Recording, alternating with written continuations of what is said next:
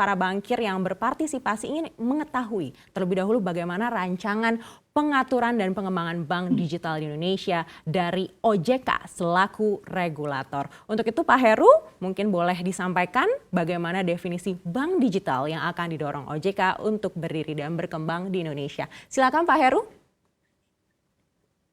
Selamat siang Mbak Anita, Bapak sekalian, ada Pak Yahya dan Bapak sekalian semuanya. Kami memang sedang menyiapkan rancangan POJK mengenai bank umum ya, yang itu di dalamnya memang juga tentunya akan mengatur pendirian bank baru, termasuk nanti kalau ada yang ingin mendirikan bank digital, fully digital. Jadi di sini saya ingin menyampaikan bahwa OJK tentunya tidak mendikotomikan ya antara bank digital sama bank umum pada umumnya gitu ya.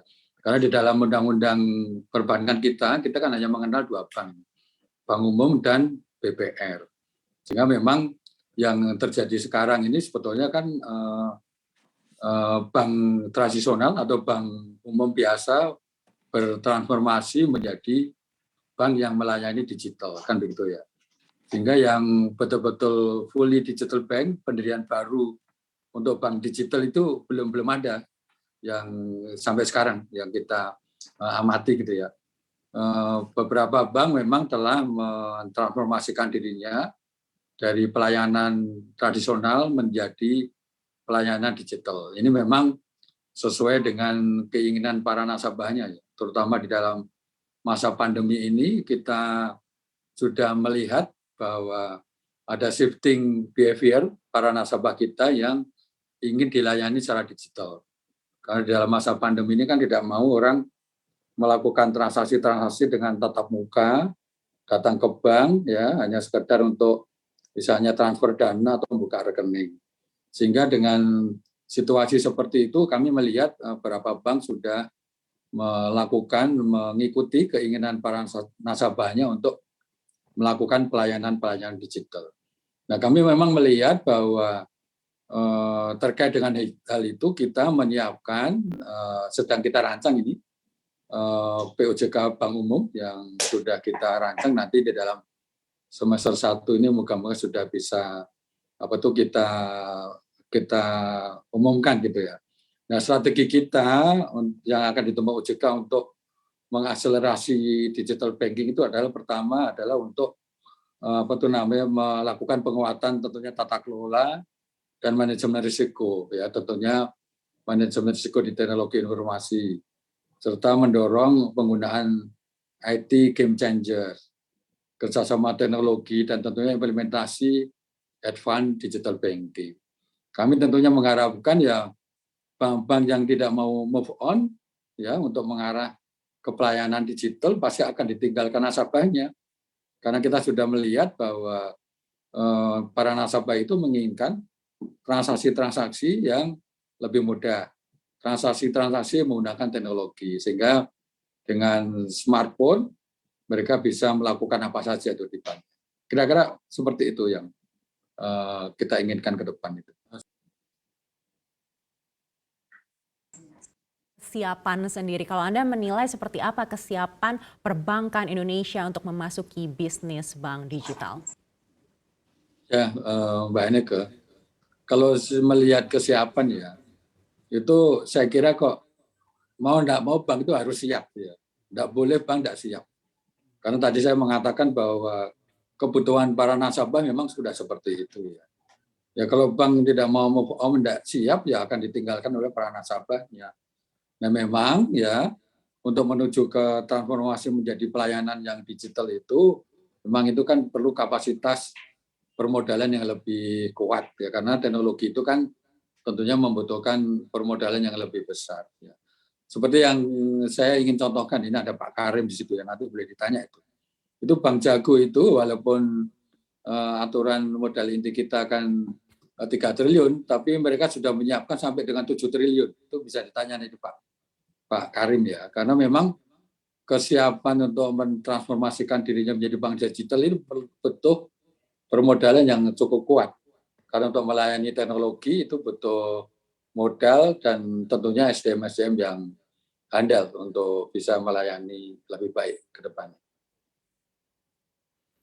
Baik Pak Heru, memang kalau kita lihat regulasinya ini masih juga digodok oleh OJK begitu. Tapi mungkin boleh dibocorkan sendiri kalau kita bandingkan dengan negara tetangga kita Singapura, ini kan ada 2 tipe bank digital. Lalu kalau di Indonesia nanti seperti apa? Apakah akan sama seperti itu? Akan ada 2 tipe juga? Ya, seperti yang saya sampaikan tadi ya Mbak Aneka, bahwa ya bank itu sebetulnya kita tidak bedakan apakah itu akan menjadi bank digital bank atau bank umum biasa. Karena jelas aturan undang-undang kita kan hanya membedakan bank umum dan BPR. Nah, nanti di dalam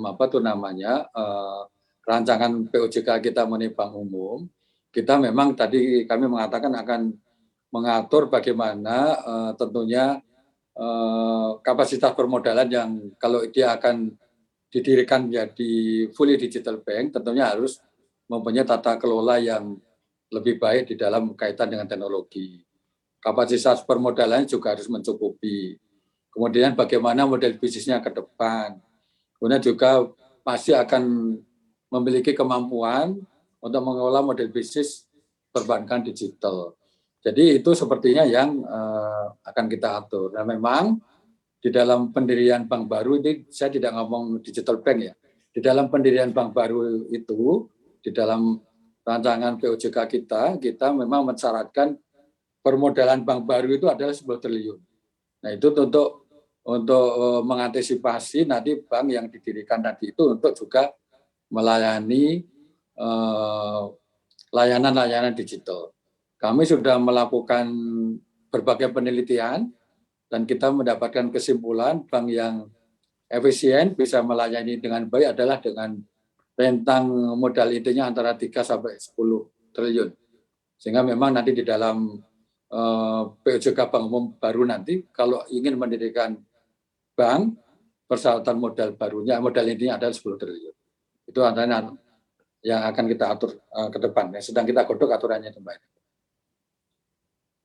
Baik, 3 hingga 10 triliun. Lalu apa saja yang menjadi dasar pertimbangan OJK memilih rentang 3 hingga 10 triliun rupiah ini, Pak Heru?